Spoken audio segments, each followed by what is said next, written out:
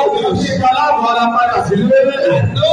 How many do you Olúwa mo dúpẹ́ òjẹ́ kí wọ́n bá sí lẹ́ǹtì. thank you for the one that has Ilé it? ìṣòwò yẹ sí ọlọ́run. Welcome to the Lord. Olúwo ṣe o. I appreciate Olúwo you. ṣe o. I appreciate you. Olúwo ṣe o. I thank you. Olúwo ṣe o. I thank you. Àjùdájọ́ rẹ̀.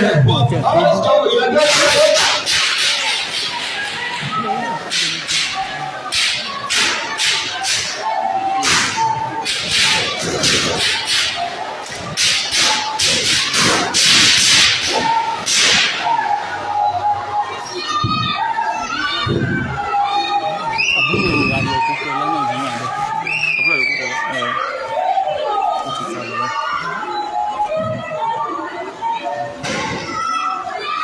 Okay, aláyé yìí ti wà ní láìpù tẹ́lẹ̀, láìpù ló wà ní gbogbo àwọn.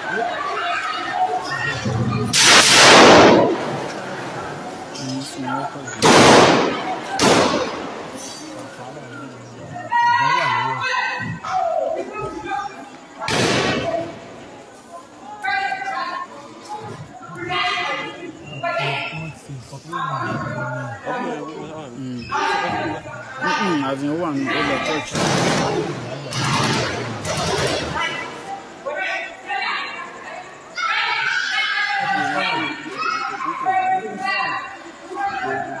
Ibi tá a ti bára rẹ̀ lágbára. Ẹ̀sẹ̀ lọ́nà ó ti sùn.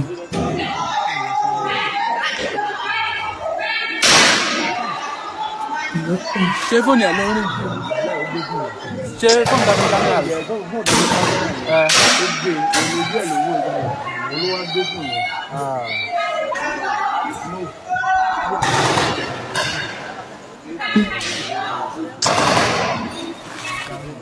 Ó mọ̀ pé wọ́n máa pè é ní pé ibo ló wà.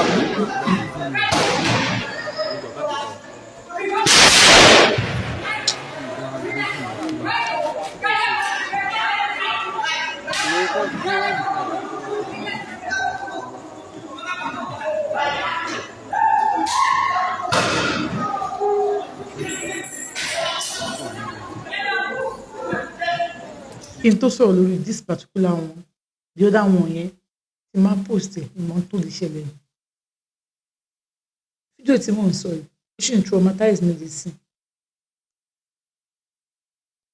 Tá a bá rẹni tó wo fídíò tí mò ń sọ yìí tí bóyá Jack ni o bóyá nǹkan kan ni o tí kan náà bandit ẹ̀ tó fi ń fọ́ orí àwọn èèyàn, obìnrin ń bẹ láàrin wọn. Obìnrin ń bẹ láàrin wọn. Ó sọ àwọn ọkùnrin yẹn lọ́wọ́, ó sọ ogun wọn lọ́wọ́ lẹ́yìn sẹ́yìn. Wọn ò fìbọn pa wọ́n o.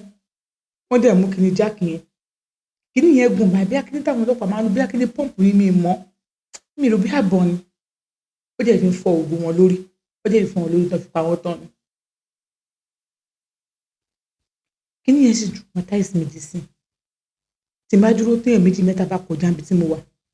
Especially tó bá ti múra bí àwọn pípù yìí ṣe múra. Ṣe mọ̀ pé àwọn àbókí kan wà tó yẹ pé wọ́n máa ń báyàn ṣe bàtà, wọ́n máa ń ṣe gbò báwọn ṣe máa ń múra tí wọ́n nìyẹn. When I see them like this, àbí tó dérú káàpù tó máa ń lọ báyìí, mi ò kí wà òkè. Kíní yẹn ṣe traumatize mi dì sí. Péèjì gúrùpù tí mo ti rí kíní yẹn tán drop síbẹ̀. Mi kúkú wo fídíò tó máa drop sí gúrùpù. Mo kàn ní jẹ́ kí mo kàn click lórí náà ni mo rí bẹ́ẹ̀. Ni mo wò ó. Mo dẹ̀ feel bad dì sí. Ọkàn mi mi ì gé tara mi ṣá. Ẹ̀rù dẹ̀ ń bà mí. Gbogbo yín tẹ́ máa sọ pé èèyàn ti wáyé rí. Èmi náà mọ̀ pé èèyàn ti wáyé rí o. Ó ṣe inú ayé náà ni mo wá previous one ni mo padà wá. Ṣé orílẹ̀-èdè náà ni mo wá? Mo tún wá ní mo fẹ́ padà wá báyìí. I swear to God. Àwọn tó bá rí iye ìtawà nú èyí pẹ̀lú àwọn nǹkan táwọn pípì fi ojú èèyàn rí wọn ní ever láwọn fẹ́ padà wá nínú ayé mọ́. Tó bá force wọn gan wọ́n á ṣe kí ni? Wọ́n á bẹ̀bẹ̀ pé kó lóun má jẹ́ káwọn padà wá nínú ayé yìí mọ́. Ẹ wo àwọn eléyìí ìlú tó lọ́ba tó ní ìjòyè nínú church kò síbi tó save mọ́. Kò wá ṣe pé ilẹ̀ wọn lọ́hùn ní Kwara State. Ṣé rántí? Ẹ wo bí mo ṣe wà yìí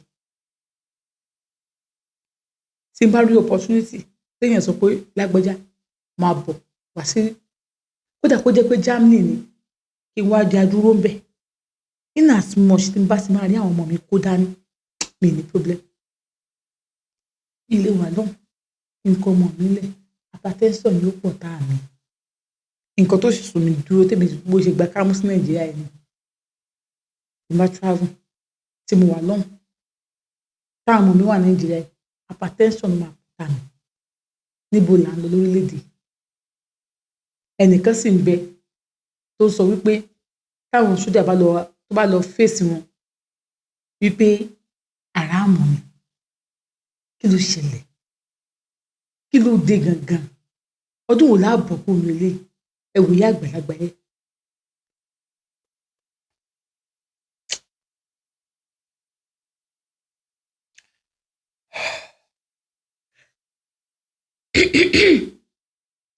No problem. Lua, lóye.